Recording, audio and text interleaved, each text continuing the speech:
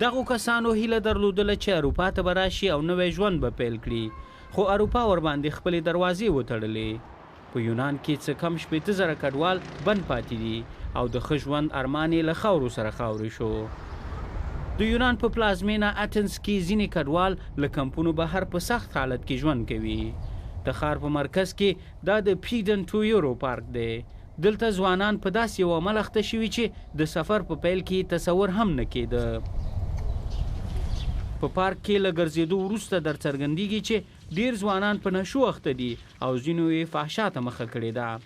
قانون نشته او د څو یورو په بدل کې ځوانان ځانونه خرڅوي. بی بی سی له عزت سره ولیدل چې له ایران نه دلته راغلی دی.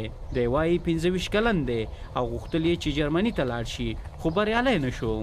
اوس 400 یورو ته اړتیا لري چې قاچاق کوونکو ته یې ورکړي او کور ته یې ستون کړي. د پیسو پیدا کولو لپاره بله لار نه لرم، نو اړ شوم چې د پیسو په بدل کې له نورو سره جنسي اړیکه وساتم. په لومړي ځل چې دا عمل وکړ احساس دې څه و؟ دا کار مې کله هم نه و کړی او اوس پرې شرمېږم. دا غلط کار دی او خپه یم. دا ځوانان په دې ځای کې بند پاتې دي او کله ناکله د نااشنا کسانو لاس ته ولویږي چې د مرستو په پلمه ترې ناوړه ګټه پورته کوي.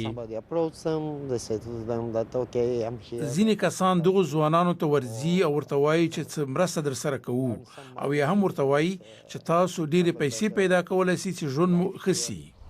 په پارک کې د بی بی سی خبریال ځینې هلکان هم ولیدل چې مشتریانو ته انتظار وو. د امیر په نوم یو افغان کډوال بی بی سی ته وویل دلته 15 کلن هلکان ځانونه خرڅوي. خیلی خطرناکه، آدمای خوبی نیست. حیرانونکې خبره دا ده چې امیر وایي بختور و چې زاړه سړي ورباندې ورپېښ شول، خو ویریږي او د شرم احساس کوي. آره ولی به خاطر مادرم ما څو ځله د ځان وژلو پریکړه وکړه، خو بیا مې مور په فکر کې راغله چې زما درد به پرې څنګه تیر شي. ته اوس پښیمانه یې چې اروپا ته راغلی؟ آره. هو دا به ښه وایي چې د خپلې کورنۍ سره په خپل کور کې وای. په خپل هیواد کې د ناخوالو له امله خلک اړ شول چې اروپا ته راشي، خو په اروپا کې د پولو له تړلو وروسته ناهیلي شول او له امله یې دې ځوانانو یو داسې عمل ته مخه کړه چې څوک یې نشي زغملی.